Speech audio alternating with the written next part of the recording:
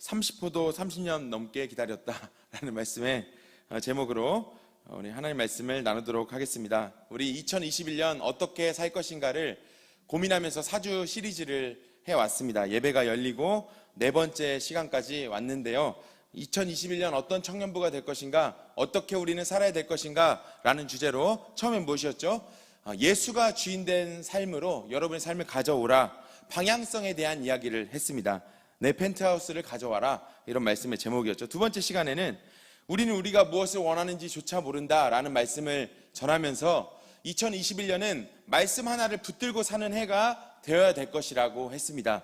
돼지갈비 같은 그 말씀 한 구석을 가지고 살아갈 때 여러분의 삶을 인도하신 하나님의 은혜를 경험할 수 있다라고 저는 믿는다라고 여러분에게 전했습니다.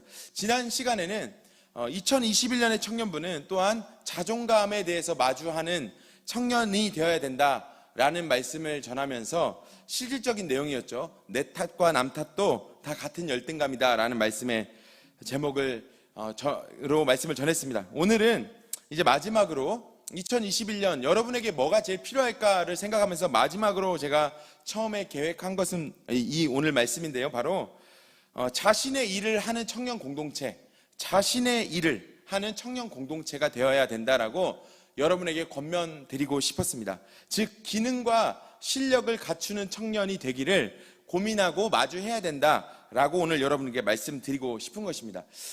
누가 능력 있게 쓰임 받습니까? 지난주 첫 시간에도 잠깐 말씀을 드렸습니다. 누가 능력 있게 쓰임 받습니까? 자존감과 가치관이 이미 정리된 사람들 중에서 자신의 기능을 다하는 사람들, 이 사람들이 실력 있게 쓰임 받습니다. 청년 시절에 뭘 갖춰야 되느냐?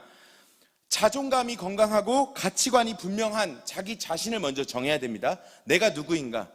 나는 어떤 자존감으로 나 스스로를 긍정할 수 있는가를 정리하고 거기서 멈추면 안 되고 자신의 일을 기능적으로 해내는 사람이 되기를 꿈꿔야 됩니다. 그게 청년 시절에 있어서 매우 중요한 것입니다. 우리 여기 앉은 청년들은 모두 다 그 일을 해가야 됩니다. 결혼 생활을 유지하는 두 축이 무엇이라고 생각하십니까? 결혼을 나중에 여러분이 해보시면 어떨 때만 건강하냐 결혼이? 일단은 가치관과 마음이 맞는 사람이어야 합니다. 분명히 그게 맞는 사람과 결혼을 해야 돼요. 근데 돈이 아무리 많아도 요게 일단 맞지가 않으면 다 헤어지고 깨지고 결국엔 성격 차이가 있습니다, 이런 말들을 하는 거거든요. 마음이 맞아야 되고 삶을 바라보는 가치관이 일단 같은 사람을 만나는데 그것만으로는 안 돼요. 그것만으로는 안 되는데 뭐가 있어야 되냐면 굉장히 실질적인 이야기인데요. 돈이 있어야 됩니다. 돈.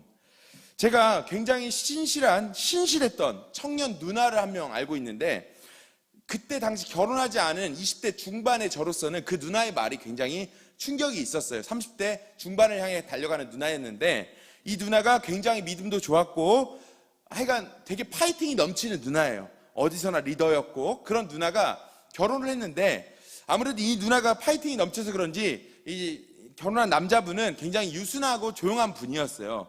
그런데 이 누나가 노골적으로 얘기를 하는 겁니다. 어느 날, 야 결혼 뭔지 알려줄까? 결혼은 돈이야, 돈. 이런 말을 하는 거예요. 제가 되게 신실한 누나였는데 그런 말을 갑자기 딱 할 때 되게 제가 어린 마음에 볼 때는 조금 뭐야 이 누나, 이런 누나 아니었는데 왜 이렇게 됐어? 라는 그때 어린 마음에는 그런 생각이 들었어요. 근데 커서 결혼 생활을 해보고 이렇게 해보니까 그 누님이 성격이 아주 화끈한 분이어서 아주 직설적이고 솔직하게 말해서 그렇지 그 내용은 틀리지 않았다는 것을 알게 됐어요. 마음이 아무리 맞는 부부여도 실질적으로 그 부부의 관계를 유지해 갈 만한 기본적인 틀인 경제력이 없으면 가정은 무너질 수밖에 없습니다. 더더군다나 이 누님은 자매였고 일이 이렇게 아주 규칙적인 분은 아니었기 때문에 이렇게 남편분이 벌어오신 수입이 아주 뚜렷하지 않을 때 스트레스를 많이 받았던 거죠. 그때 중심마저도 흔들릴 수 있게 되는 거거든요. 삶의 모습이 이와 정확히 같습니다. 여러분이 여러분 스스로를 긍정할 수 있고 나 자신의 정체성을 가지는 것은 청년 시절에 매우 중요한 일이지만 그것과 함께 또 다른 축인 이 기능을 다할 수 있는 실력을, 즉 이 천박한 말처럼 보이는데 진짜 실력을 갖추는 문제에 있어서 무너지지 않아야만 삶을 지탱해가고 끌어갈 수 있거든요. 그런데 이 청년들이 이 부분에서 이 양쪽에서 다 실패를 하는 경우가 많습니다. 실력을 쌓는 데는 굉장히 애를 다 써도 어떤 부분에서는 자존감이 완전히 무너져 있고 자기 정체성이 뚜렷하지 못할 때 삶이 무너지는 경우가 많이 있습니다. 그런데 가치관이 되게 뚜렷해요. 그리고 자존감도 아주 긍정적이에요. 그런데 생각보다 바보같이 그저 그냥 그렇게 지내는 청년들이 있거든요. 그러면 반드시 30 넘어서 후회를 하게 됩니다. 그래서 1청년이면 누구나, 이거는 이제 이 또래를 가르치는 모든 목사들의 목표이기도 한데, 굉장히 자기 정체성과 함께 기능적으로도 훈련될 수 있도록 청년들을 이렇게 조금은 차디찬 바람이 부는 곳으로 여러분들 몰아갈 필요가 이렇게 있는 것이거든요. 조금 서럽고 힘들어요. 그래도 그 차가운 현장으로 여러분을 좀 내모는 그거를 좀 견딜 필요가 있는 시기라는 것이죠. 그러니까 20대 어떻게 여러분 살기를 꿈꿀 것입니까? 여러분 자신이 누군지를 알아야 되고 정체성을 분명히 해야 됩니다. 자존감, 여러분의 상처를 돌아보고 나를 사랑할 수 있어야 됩니다. 그러나 그것만큼이나 여러분의 기능을 위해서 매우 특별하게 열심히 치열하게 맞부딪힐 필요가 있다. 이것만 결심하면 굉장히 오늘 말씀은 이제 끝나는 거라고 볼 수가 있습니다. 오늘 말씀에서 그러면 에스라 말씀을 읽었는데 이게 그것과 무슨 상관이 있느냐를 잠깐 들여다보시죠. 오늘 주인공들은 바로 굉장히 비극적인 주인공들이 성경에서 나오고 있습니다. 성경 역사에 있어서 가장 비극적이었던 한 시기를 오늘 보여주고 있는 거거든요. 뭐라고 나옵니까? 1장 1절 제가 짧게 읽어드릴 거예요. 바사왕 고레스 원년에 이렇게 나옵니다. 바사왕 고레스 원년에. 지금 이스라엘 역사를 이야기하는데 어느 나라 왕이 나와요? 바사가 나오잖아요. 바사왕. 이게 성경은 이렇게 한국말로 번역을 해서 바사라고 했는데 페르시아를 이야기합니다. 그런데 더 특이한 거가 있죠. 유다 나라가 망했다라는 것을 알겠는데 망하기는 어느 나라에 망했습니까, 여러분? 바벨론에 망했죠, 남유다가. 그렇죠.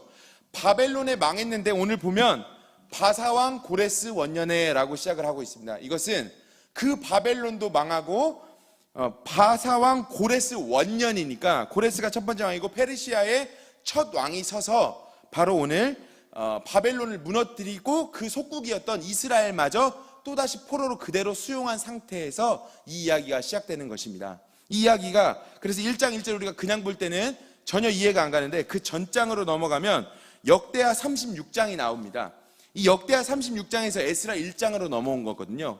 역사서거든요, 이게. 이 넘어오는 기간에 몇 년이 있었냐? 역대하 36장 21절에 보면 이에 토지가 황폐하여 땅이 안식년을 누린같이 안식하여 70년이 지났으니 이렇게 나옵니다. 70년이 지났으니 여호와께서 예레미야 입으로 하신 말씀이 이루어졌더라. 자, 이제 진행을 가시죠. 자, 보시죠. 70년을 다른 타국 땅에 와서 노예 생활을 한 사람들이 오늘 나오고 있는 거예요. 이 사람들이 주인공이에요. 70년을 노예 생활을 하고 있는, 포로 생활을 하고 있는 이스라엘 백성들, 나라를 잃고 자기가 누구인지도 이제는 잊어버릴 때가 된 사람들의 그 주인공입니다. 오늘 노예 생활만 70년입니다. 우리는 일제 생활, 일제 강점기 36년을 보냈기 때문에 딱 이 두 배인 70년의 무게를 누구보다 잘 이해하는 민족입니다. 우리 민족이. 그렇죠? 36년을 보냈어도 민족이 갈기갈기 찢기고 우리의 정체성마저 흔들렸던 걸 생각하면 70년이라는 기간 동안에 이들의 정체성이 유지된다는 것은 굉장히 생각하기 어려운 일입니다. 그런데 오늘 말씀에서 보면 아주 뜻밖의 일이 벌어집니다. 아주 뜻밖의 일이 벌어지는데 두 가지입니다. 첫 번째는 바사왕 고레스가, 이 고레스 왕이 실제로 너네 땅으로 다시 돌아가라 라고 선포를 했다는 것이 신기한 겁니다. 이것은 남유다가 망하기 전에 선지자 예레미야의 입으로 다시 70년 후에 돌아오게 될 것이라고 예언이 있었는데 그 예언대로 정말로 바사왕 고레스가 다시 돌아가라 너네 땅으로 이렇게 선포를 하게 된 겁니다. 왜 돌아가라고 했을까요? 역사적으로 봐도 그대로 있는 일인데 무엇이냐면 바벨론은 철저하게 유다를 먼저 무너뜨린 바벨론은 철저하게 그 나라의 종교를 짓밟는 형식의 국가였다면 페르시아는 그것 때문에 바벨론이 망했다고 보고 각국의 종교를 존중해주는 방식으로 거기서 제사를 드리면 본인 신들을 섬기면서 살게 하면서 조공만 드리는 방식으로 국가를 운영했거든요. 그래서 더 페르시아가 훨씬 더 강력한 대국이 됩니다. 그래서 돌아가라. 어쨌든 정치적으로는 그렇지만 하나님의 역사로 봤을 때는 하나님이 말씀하신 대로 70년이 되는 해에 돌아가라. 니네 하나님 여호와가 참 신이시니까 가서 그래 섬겨라 라고 70년 만에 이야기를 하게 된 것이죠. 자, 이것도 신기하지만 오늘 굉장히 신기한 장면은 5절에 나옵니다. 5절은 우리가 다 같이 한번 읽으시죠. 5절입니다. 제가 한번 또박또박 읽어드릴 테니까 없으시면 잘 들어보세요. 이에 유다와 베냐민 족장들과 제사장들과 레위 사람들과 그 마음이 하나님께 감동을 받고 올라가서 예루살렘의 여호와의 성전을 건축하고자 하는 자가 다 일어나니. 요 수많은 사람들이 다 뭐 했다고요? 일어났다라는 거예요. 이 모니터 하울링을 잡아주시면 참 좋겠어요. 자, 70년간 완전히 끌려가서 거기서만 살았던 사람들에게 야, 고향으로 돌아가 했는데 누가 돌아가겠어요? 누가? 그렇죠. 70년이면 나라도 잃었고 모든 정체성도 잃을 나이예요. 그런데 70년이 지났는데 돌아가라 했을 때 수만 명의 사람들이 돌아가기를 결심했다라는 것이 오늘 매우 신기한 장면입니다. 매우 신기한 장면. 이 사람들이 무엇이 있었길래 다시 예루살렘으로 돌아갈 수 있었을까를 저는 오늘 여러분들과 살펴보고 싶은 것입니다. 돌아가라 했는데 안 돌아가도 되거든요. 많은 사람들이 안 돌아가요. 근데 돌아가게 되는 4만 명 가까운 사람들이 오늘 나오게 되거든요. 왜 돌아갔을까? 그 사람들은 어떻게 그것에 반응할 수 있었을까? 심지어 여기 보면 자기들이 그 포로 생활하면서 있지도 않은 재산들, 그 모든 것들을 다 챙겨서 가지고 감을 알 수가 있습니다. 아무것도 없는 이 사람들이 그 궁색하고 궁핍한 포로 생활 가운데 70년 만에 돌아가 했더니 정말로 돌아가겠다고 결심하고 이 짐을 꾸리더라는 거예요. 어떻게 이럴 수 있었을까? 이걸 오늘 살펴보는 게 오늘 말씀의 핵심입니다. 결국에는 결론적으로 이야기하면 두 가지인데, 첫 번째로는 여호와 신앙이 재정립됐음이 분명합니다. 재정립된 여호와 신앙이 있었을 거고, 두 번째는 삶을 마주하는 인생력이 자라났다라고 저는 이 지점에서 지켜보고 싶습니다. 삶을 지탱해가는 실력, 인생력이 이 포로 기간에 굉장히 자라났다. 그럼 첫 번째로 재정립된 여호와 신앙이 재정립된 것은 무엇을 의미할까? 빨리 정리하고 좀 지나가 보려고 하는데요.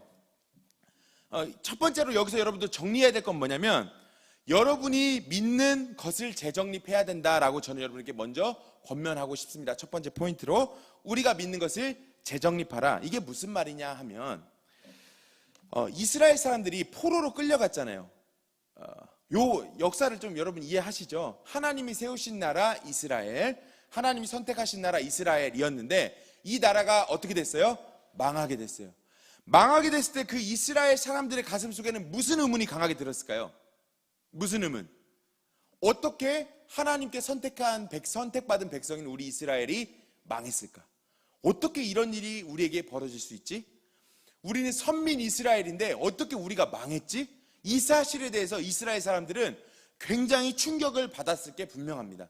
이스라엘은 누구보다도 선민의식이 강한 나라였고 선택받은 백성이라는 그 의식 때문에 다른 나라를 깔보고 우습게 여기던 사람들이었습니다. 그런데 그 유다가 망했다는 거죠. 망했다는 사실에 굉장히 큰 충격을 받았을 거예요. 포로 생활을 하는 그 포로 생활의 노역 생활도 힘든 일이지만 그들을 더 힘들게 짓누르던 것은 도대체 어떻게 교회가 망할 수 있지? 도대체 어떻게 하나님의 나라가 망할 수 있지? 선택받은 우리는 백성인데 하나님이 우리를 어떻게 이렇게 버리셨지? 하나님이 계신 하나님이 맞나? 이런 생각 속에 굉장히 빠져들었을 것이라는 거죠. 저는 오늘 이 첫 번째 우리가 믿는 것을 재정립하라라는 말씀을 여러분에게 드리고 싶은 이유는 무엇이냐면, 저는 우리 청년 세대도 마찬가지일 거라고 생각하기 때문에 그렇습니다. 저는 이 시대를 규정하기로 포로기와 같은 시기를 살아가는 그리스도인들이라고 저는 규정을 합니다. 왜냐하면 우리가 마주하고 있는 교회의 영광스러움들은 많이 잃어버렸고 우리는 그저 교회의 수치스러운 모습, 교회를 다닌다고 하면 그 자체가 우리에게 굉장히 부끄러움이 되고, 카페 가서 교회 얘기하면 사람들이 눈총을 주고, 이런 시대를 살아가고 있단 말이에요. 우리가 배우기로는 하나님은 전능하신 하나님이시고, 하나님은 이 온 우주를 지으신 하나님이시며 하나님을 믿는 사람을 결코 버리지 않는 하나님이시라고 우리는 그렇게 배웠는데, 오늘 우리가 마주하고 있는 교회 현실과 우리 신앙의 평가를 보시란 말입니다. 이게 어떻게 선택받은 사람들, 믿는 사람들이 받는 평가가 이런 것이겠습니까? 그렇죠. 바로 이와 같은 고민이 이 포로기의 이스라엘 백성들에게 있었을 것이라는 거죠. 그런데 저는 이 고민은 조금만 살펴보면 바로 해결 가능한 문제라고 여러분들과 제가 공감할 수 있을 것 같습니다. 자, 이것은 왜 그러냐? 예수 믿는 삶은 좁은 길입니까? 넓은 길입니까? 우리가 배우기로 좁은 길이에요? 넓은 길이에요? 좁은 길이죠. 그렇죠? 좁은 길이라고 여러분 배웠죠? 그런데 우리 현대의 교회가 넓은 길로 갑니까? 좁은 길로 갑니까? 넓은 길로 가는 것 같아요? 좁은 길로 가는 것 같으세요? 제가 볼 때는 확실하게 넓은 길, 명예와 성공의 길로 교회는 확실히 달려가고 있습니다. 예수 믿는 가정에서는 가정 예배를 드린다면 뭘 가르쳐야 되겠습니까? 제대로 예수 믿는다면 정의와 공평의 사람, 가난한 자를 돌보는 사람이 되라고 가르쳐야 되겠죠. 그렇죠? 그런데 우리의 부모님들 우리에게 무엇을 가르쳤죠? 내가 잘 되는 길, 내가 잘 먹고 잘 사는 길을 사실은 가르쳐 왔던 게 예수 믿는다고 하는 우리 가정들의 모습이었어요. 여러분, 교회가 기도 안 하는 교회라는 것이 성경의 원리대로 말하면 가능합니까? 불가능합니까? 불가능하죠. 그런데 요새 현대 교회에서 기도하는 교회 이야기 들어본 적 있으세요? 없잖아요. 더더군다나 여러분도 기도하시지 않으시잖아요. 그렇죠? 교회하면 희생의 대명사 아닙니까? 교회는 희생이라고 배웠는데 지금 불사르게 자기 자신을 내어주는 희생에 대해서 들어보는 교회를 여러분 들어본 적이 있으십니까? 여러분들 주변에 교회 다닌다는 이유만으로 자신의 몸을 불사르게 내어주는 친구를 보신 적이 있으십니까? 보신 적이 없으시죠. 심지어는 우리가 다니고 있는 이 교회 안에서도 보신 적이 없으시죠. 이게 바로 우리가 가짜였다라는 것을 잘 보여주는 것입니다. 우리가 믿는 것이 여태까지는 다 가짜였다라는 것을 잘 보여준다는 것이죠. 포로기를 마주하던 이스라엘 백성들은 이런 예언 때문에도 이것을 받아들일 수 있었겠지만 분명히 이것을 깨우치고 나서야 이 포로기를 극복할 수 있었는데 그것은 무엇이냐면 예레미야 입으로 하신 말씀처럼 역대하 36장 21절에 이에 토지가 황폐하여 땅이 안식년을 누림같이 안식하여 70년을 지냈으니 여호와께서 예레미야 입으로 하신 말씀이 이루어졌더라. 이와 같이 예레미야는 너네는 하나님의 심판을 받을 것이며 망할 것이며 너네는 하나님에게서 멀어진 백성이다 라는 그 예언들이 사실이었음을 받아들이기 시작했을 때 그들은 이 포로기를 받아들이고 마주할 수 있었을 거라는 것입니다. 어떻게 이 사람들이 너네 땅으로 다시 돌아가 성전을 지어 라고 했을 때 그 70년의 시절에도 불구하고 돌아가야겠다라고 생각을 하게 됐냐면 우리가 여태까지 선민이라고 생각했고 잘 믿었다고 생각했는데 그게 아니었구나. 우리가 믿는다라고 했던 것들은 다 잘못된 것들이었구나. 우리가 믿는다는 예수는 다 가짜였구나. 여태까지 교회에서 가르쳐준 지식은 맞을지 몰라도 그 삶의 행실은 다 거짓된 것이었구나 라는 생각을 하게 되었을 것이라는 거죠. 그래서 우리가 오늘 포로기에 있구나.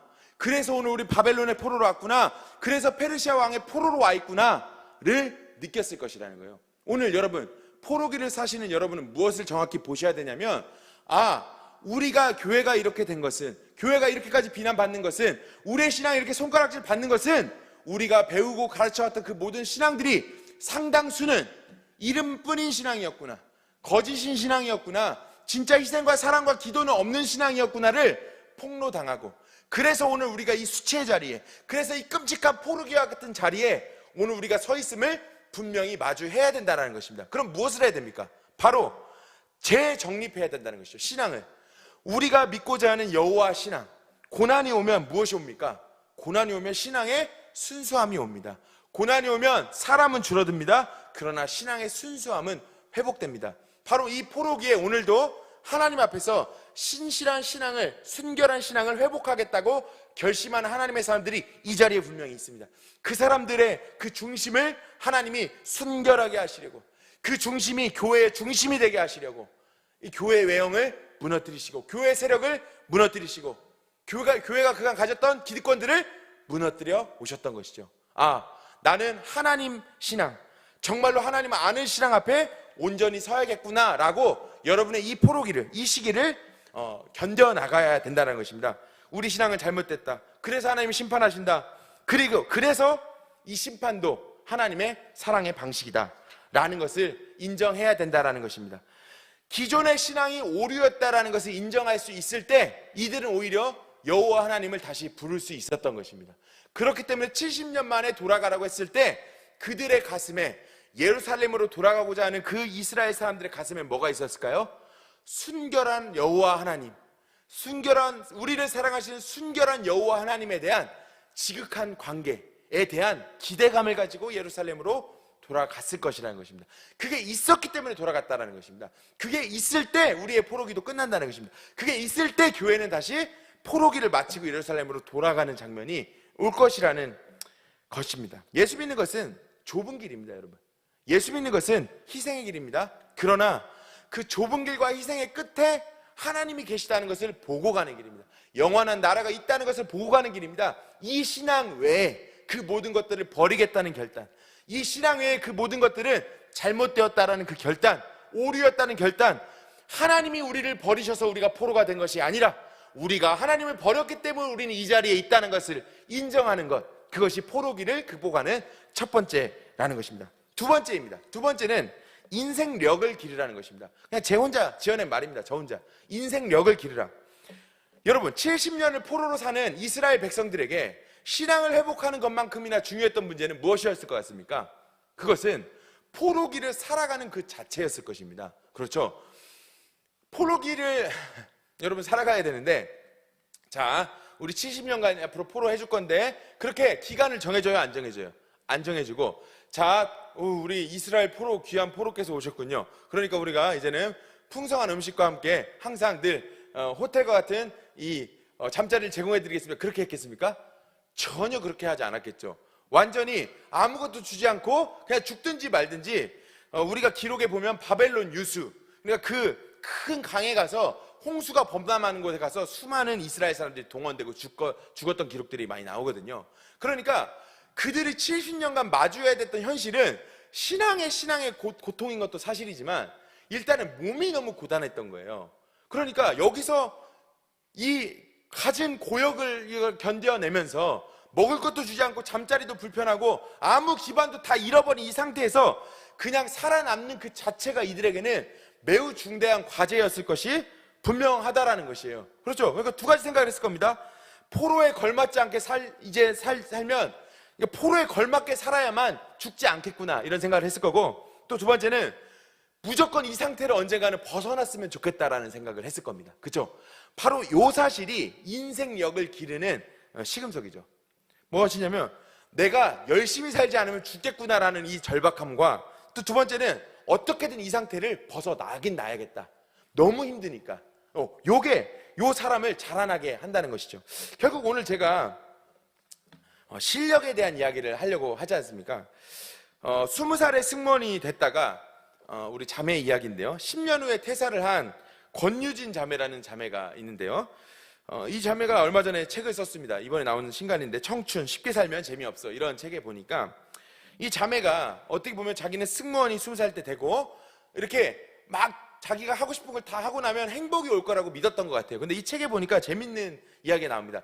이렇게 써 있어요. 처음 욜로라는 말이 나왔을 때, 욜로가 뭐냐면 You only live once, 그러니까 한 번만 사니까 즐기면서 살아라, 이런 말인데, 욜로라는 말이 나왔을 때 나 역시 그 쿨한 정신에 매우 공감했다. 격한 위로를 받았다. 어느 날 길을 걷다가 갑자기 핵폭탄이 떨어져 죽을지도, 뜻하지 않은 불의의 사고로 한순간에 운명할지도 모르는데 이렇게 스트레스 받으면서 미래만 바라보고 살다가 죽어버리면 억울해서 어쩌나 싶었다.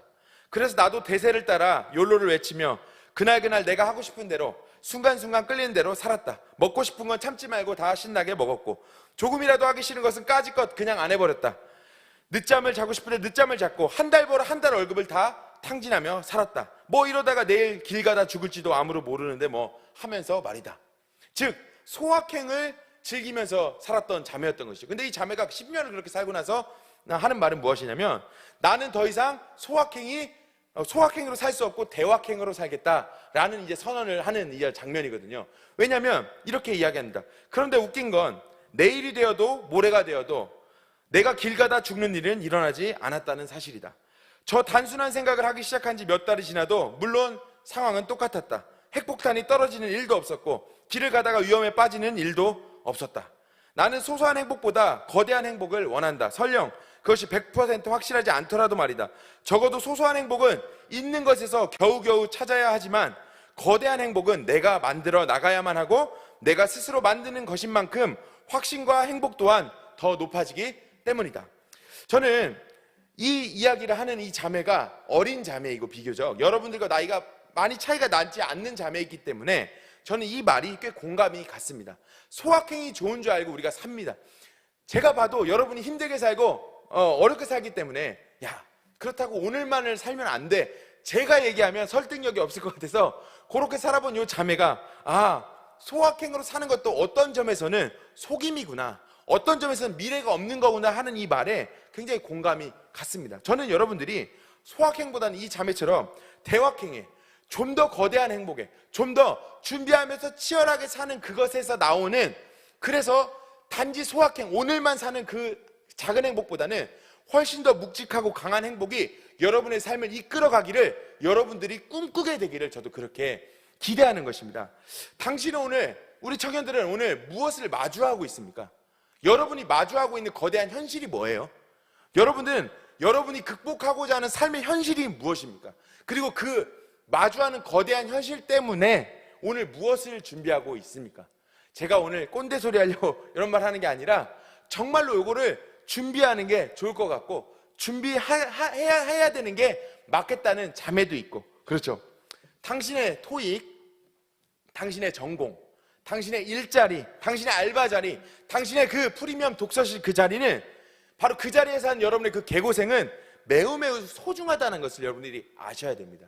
오늘 이 포로기를 살아가는 이스라엘 백성들에게 가장 먼저 마주 닥쳤던 것은 그 삶을 살아내는 것이었어요. 그것을 알아야 됩니다. 70년 뒤에 돌아가 했을 때 돌아갈 수 있었던 것도 그들의 신앙이 그 동안에 재정립되고 회개가 이루어지고 정체성이 바로 섰던 것도 사실이지만, 그 70년간을 포로로 살아남았던 그들의 그 생활력이 있었던 것입니다. 그들의 그 생활력, 그 현실을 마주하고 그대로 살아냈던 생활력, 그것이 그들을 70년 뒤에 반드시 이걸 끝내고 싶었는데 드디어 그날이 왔구나 하면서, 그렇지, 옳지, 돌아가야지, 우리 집으로 돌아가야지, 우리 땅으로 돌아가야지 라고 70년 만에 그 일이 벌어졌는데도 돌아가는 원동력이 되었던 거예요. 마주하는 그 현실이 매우 어렵다 할지라도 그것 때문에 소확행에 머물기보다는 그것 때문에 여러분의 미래를 마주하고 오늘도 그 프리미엄 독서실 책상 앞에 앉기를 그래도 사모해야 되고, 여러분의 그 작은 알바 자리를 소중히 해야 됩니다. 여러분의 그 개고생이 굉장히 중요하다는 것을 이해해야 됩니다. 20대 때 가장 안 되는 게 무엇인지 아십니까? 고등학교에서 이제 막 대학생이 됐기 때문에 고등학생 때는 출석을 해도 잘했다고 상을 줍니다. 그렇죠? 그런데 회사 생활을 해보면 뭐가 달라지냐면, 여러분 이건 기본기인데, 출근하는 거는 너무 기본이고 늦고 그랬다가는 회사가 잘리는 위기가 오는 게, 이게 이제부터 여러분이 마주하는 현실이거든요. 그 전에는 그냥 여러분들이 나이만 먹어도 잘했다고 해주는 나이였다면, 이제는 아무도 여러분에게 그렇게 칭찬해주지 않는단 말이에요. 여러분의 책임을 다하고 늦지 않고 출근을 잘하고 꼬박꼬박 여러분의 능력을 보여줄 때만 사람들이 인정하고 여러분에게 박수를 보낸단 말이에요. 그거 때로는 심지어는 그게 기본이라고 말한단 말이에요. 그게 여러분이 마주하고 있는 사회이고 현장이고 현실이에요. 그래서 20대 초반에서 무엇을 연습해야 되냐면, 어린아이를 벗는 것을 연습을 해야 됩니다. 내가 이전에는 타성해져서 내 삶을 끌고 왔다면, 이제 보상이 없어서는 일을 하지 않았다면, 이제 그게 아니라 내가 내 삶을, 내 현장을 마주하고 현실을 마주하고 차가운 현실을 마주하면서 내 삶을 끌고 가는 것, 그게 20대 초반에 연습해야 되는 것이에요. 현장에 나가야 됩니다. 그래서 토익 책을 마주 보고 토익책 1장을 펴봐야, 동사부터 한번 해봐야, 주어부터 형식부터 해봐야 남들이 다 맞는다는 토익 900이 그리 쉬운 일이 아니었다는 것을 알 수가 있습니다. 남들이 다 말하는 그 스펙이 그렇게 쉬운 것이 아니었다는 것이 그 현장에 가봐야 알 수가 있습니다. 여러분, 돈 100만 원이 예전에 우습게 보이셨죠? 누가 줄 때는? 부모님이 주실 때는. 그런데 알바를 해봐야 내 돈 5만 원이 얼마나 소중한지를 알게 됩니다. 내가 개고생하면서 하루 종일 온종일 일을 해도 5만 원이 남지 않을 수도 있다는 그 현실 앞에서 여러분은 그 차가운 돈의 현실을 느끼게 될 것입니다. 일이라는 것이, 남의 돈을 번다는 그 자체가 얼마나 서럽고 힘들고 버거운 일인지를 경험할 수 있다는 것이죠. 그것을 나가고 경험하고 마주하는 세대가 바로 여러분 20대라는 것이죠. 더더군다나 우리 사회는 어떤 사회입니까? 여러분들, 우리 사회는 어떤 사회입니까? 이거 초초 필독서 중에 하나인데, 경영학도들은 많이 보게 되는 피터 드러커라는 우리 경제학자가 있습니다. 그 학자가 쓴 책 중에 유명한 책이 프로페셔널의 조건이라는 책이 있습니다. 그분이 우리 사회를 뭐라고 진단합니까? 우리 사회는 이제 더 이상 1차 노동력이 필요한 시대가 아니다. 그럼 무슨 사회라고 합니까? 지식 노동만 필요한 사회다라고 규정을 하죠. 지식 노동, 예전에는 지식이 한 자원의 일부였지만 이제는 지식이 자원 모두가 된 사회를 우리는 살고 있다. 즉, 그 지식을 소유하고 그 지식을 유능하게 노동력과 생산력과 결합시키는 인재만이 필요한 사회가 되었다라고 규정을 했잖아요. 우리가 살아가는 사회가 그런 사회란 말이에요. 그죠? 그런데 여러분이 20대 그런 지식 노동자가 되겠다는 결심을 하지 않고 최소한 이 사회가 어떤 방식으로 돌아가는지를 고민하지 않고 여러분의 20대를 보내게 되면 반드시 포로기는 끝나지 않고 여러분의 고생은 계속될 수밖에 없다라는 것이죠. 이것은 현실입니다. 그래서 여러분 제가 30이 넘어서 저도 인생을 한번 바꿔보려고 치열하게 프리미엄 독서실에 가본 일이 있어요. 그런데 아무도 지지해주지 않는다는 것을 알았어요. 예전에는 공부한다고 하면 다 박수를 쳐줬는데 30이 넘으니까 아무도 박수 치지 않고 저주를 해요. 도대체 무슨 짓이야? 끔찍한 짓이다 이러면서. 제가 그러면서 그것을 마주하면서 뭘 느꼈냐면, 준비도 때가 있구나, 공부도 때가 있구나, 이 모든 준비들도 해야 될 때 해야 되는 거구나 라는 것을 알게 됐어요. 우리 사회는 전문적 지식이 필요한 사회입니다. 프로페셔널이 돼야 된다는 거예요. 트렌드를 읽고 그 트렌드에 맞는 능력을 개발해야 되는 사람들이 돼야 되고, 뭐든지 직접 해보면서 그것을 생산 능력을 갖춰가는 사람만 필요한 사회예요. 그것을 하는 것을 위해서 20대를 보내야만 30대 때 쓸모없는 사람이 되지 않는 것이에요. 이것은 현실입니다. 고민과 방황을 하지 말라는 얘기가 아닙니다. 고민과 방황뿐이에요. 포로기는 고민과 방황 밖에는 없어요. 여러분, 오히려 고민과 방황을 하세요. 고난의 시기를 보내세요. 오히려 20대 초반이라는 이 시기를 고민과 방황으로 끊임없이 여러분을 내던지고, 무엇이 맞는지, 내가 무엇을 잘하는지, 나는 무엇을 해야 되는지, 무엇을 내가 잘하는지를 발견하기 위해서 여러분을 끊임없이 도전하고 내던지는 자리에 여러분을 모셔야 됩니다.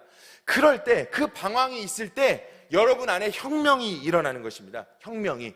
그래서 자기혁명이라는, 시골의사 박경철 씨가 쓴 자기혁명이라는 책이 있었어요. 그 책에 보면 방황은 한계를 극복하기 위한 실험이며 그것을 넘어선 것이 성취다. 한계를 극복하고 새로운 길을 내려는 방황은 아름다운 것이다. 한계를 회피시키려는 유혹은 악마의 키스처럼 유혹적이다. 하지만 여기에 말려드는 순간 그물에 걸린 물고기 신세가 된다. 노력하지 않는 방황이나 방종, 욕망의 좌충우 돌은 생에 대한 모독이다. 치열하게 고민하고 노력하며 황무지를 여행하는 것만이 진정한 방황이다. 그 과정에서 살이 찢어지고 고름이 흐르고 굳은 살이 박혀 나무 껍질이 단단해질 때 비로소 온전한 내가 세워지는 것이다. 고민해도 좋으니, 방황해도 좋으니 여러분들의 이부자리를 박차고 나오셔야 된다는 것입니다. 여러분의 방구석을 찢어버리고 방문을 열고 나와야 된다라는 것입니다. 견딘 세월만 70년입니다. 마주한 세월만 70년이라는 것입니다. 제가 오늘의 제목이 가수 30호에 대한 이야기를 하려고 벌써 제목을 정했지 않습니까? 가수 30호를 보면서 저는 이 에스라 1장을 보는데 가수 30호가 생각이 사실은 났었어요. 처음부터. 그래서 이 설교를 준비하게 된 동기가 되었는데, 제가 이 가수 30호 이승윤 씨를 보면서 느꼈던 감정은 이것이에요. 자기 자신이 이렇게 마지막 회에 자기 자신을 소개하더라고요. 자기는 방구석 가수 이승윤입니다. 이렇게 맨 처음에 무명일 때 자기를 소개하더라고요. 왜냐면 방구석에서 자기가 음악은 늘 했는데 이것을 방문을 열고 나와서 보여주는 게 너무 어색하고 너무 힘들었다라는 것이죠. 그런데 뛰쳐나와서 오늘 이 사람을 우리가 발견하게 된 건데, 이 사람에서 두 가지 봅니다. 첫 번째는 기본기가 되게 탄탄하다는 것을 느끼죠. 여러분도 들어보셨죠? 보니까 장르도 굉장히 다양하고 보컬도 좋고 그 다음에 곡을 꾸며가는 창의성도 굉장히 좋다는 생각을 전 했어요. 그러니까 기본기가 매우 좋아서 기본기가 우선 돼 있어요. 그렇죠? 또한 이 사람은 참 오랫동안 버텨왔구나라는 생각이 들었어요. 참 오랫동안 버텨왔다. 이 사람 지금 33살인데 우리 나이로 33살이 될 때까지 그 진한 무명 생활을 견뎌왔던 거예요. 그 진한 포로기와 같은 생활을 견뎌왔던 것이죠. 비단 이 사람이 오늘 신데렐라 같은 이야기를 썼기 때문에 꼭 이 이야기를 한다기보다는 신데렐라 같은 이 사람이 나타나긴 했는데 이 사람에게도 그 33년은 결코 쉬운 방구석이 아니었을 것이라는 것입니다. 이 사람에게는 늘 방황으로 점철된 시간이었을 것이라는 거예요. 그 시간이 있었기 때문에 오히려 이 사람은 이 포로기를 끝낼 수가 있었고 그 과정을 끝낼 수가 있었다는 것이죠. 70년, 이 포로기 70년 쉬운 과정이 아니고 오늘 이승윤의 30년 넘는 시간도 쉬운 과정이 아니며 여러분이 앞으로 마주하게 될 여러분의 방황의 현실에 이 앞으로의 시간들도 결코 쉬운 것은 아닐 것이라는 거예요. 그런데 유희열 씨가 이렇게 이야기하더라고요. 30호 가수의 노래를 들으면 이 곡을 이렇게 어떻게 해체하고 자기 맘대로 조립을 했는데 이렇게 완성도 있게 본인 스타일대로 완벽하게 해냈는지 입이 떡 벌어진다. 그러면서 이 유희열 씨가 오랫동안 이 곡을 자기만으로 해석할 수 있는 능력이 있는 사람이기 때문이라는 평을 하는 걸 보면서 저 사람은 삶의 묵상이 있는 사람이다. 저 사람은 삶의 진정한 방황을 경험한 사람이다. 저 사람은 자기만의 이야기할 메시지가 생긴 사람이라는 생각을 했습니다. 치열한 침묵 속에서 자기만의 메시지, 자기만의 삶의 방식, 자기만의 자기 혁명이 그 방황 끝에, 그 굳은 살 끝에 있어 왔다라는 것이죠. 오늘 말씀의 결론을 내리려고 합니다. 여러분, 오늘 설교가 조금 너무 꼰대 같았나요? 저도 조금은 미안하고 위로하고 싶고 격려하고 싶은 마음입니다. 그것은 맞습니다. 교회가 그래서 좋은 거예요. 왜? 포로기를 살다가도 힘들 때는 밥 사주는 목사가 있고 연락해주는 목자가 있잖아요. 그런데 밥 사주는 목사가 있고 연락해주는 목자가 있어도 전혀 위로되지 않는 사실이 있으니 여러분이 마주한 그것은 현장이에요. 그 현장은 누구도 대신해 줄 수 없고 마주해야만 하고 돌파해야만 하는 것입니다. 그 자리를 피하지 마십시오. 오늘 포로기를 뚫고 이 사람들이 예루살렘으로 돌아가는 사람이 되겠다라고 손을 든 이유가 무엇이라고 했습니까? 첫 번째, 둘 다 돼야 된다고 보는데 첫 번째, 신앙의 재정립이 있었던 사람들이 자신의 신앙을 다시 한번 우리가 참되게 믿고 싶은 여호와 하나님께로 나는 돌아가겠다라고 결심했다라고 했습니다. 저는 우리 청년들이 한국교회를 다시 재정립해 주기를 그렇게 기대합니다. 우리 청년들이 정말로 순결한 여호와 신앙을 다시 회복시켜주는 우리 청년들이 되기를 소망합니다. 저도 그 기득권의 끝물을 누렸기 때문에 저로도 안 되는 거예요. 바로 그 어떤 기득권도 교회에서 누리지 않은 여러분만 순수하게 하나님을 볼 수가 있어요. 그래서 여러분들을 기대하고 여러분의 포로기를 응원하는 것입니다. 두 번째 무엇이었습니까? 포로기를 마주하고 버티는 인생력을 기르라고 했습니다. 어쨌든 여러분의 삶의 방구석이 여러분을 옥죄고 힘들게 하고 여러분을 위축하게 한다 할지라도 여러분 자신을 조금 내모셔도 돼요. 여러분 자신을 조금 그대로 놔두지 마시고 좀 더 세찬 바람이 부는 곳으로, 좀 더 애린 바람이 부는 그곳으로 여러분을 내몰고 그곳에서 견디고 버틸 때 거기서 여러분들만의 혁명이 일어나고 여러분들만의 메시지가 분명히 나오게 될 것입니다. 그때 그 힘이 있었기 때문에 포로기를 견뎠고 돌아갈 곳으로 돌아가겠다고 결심하는 능력의 사람들이 되었던 것입니다. 능력 있는 청년들이 되어서 자기를 사랑하지만 또한 남들도 붙들어줄 수 있는 이 인생을 돌파해내는 실력 있는 청년들로 자라나기를 저도 그렇게 지도하고 기도하며 여러분들도 그렇게 도전할 수 있는 우리 공동체 되었으면 좋겠습니다. 우리 합심해서 한번 기도할까요?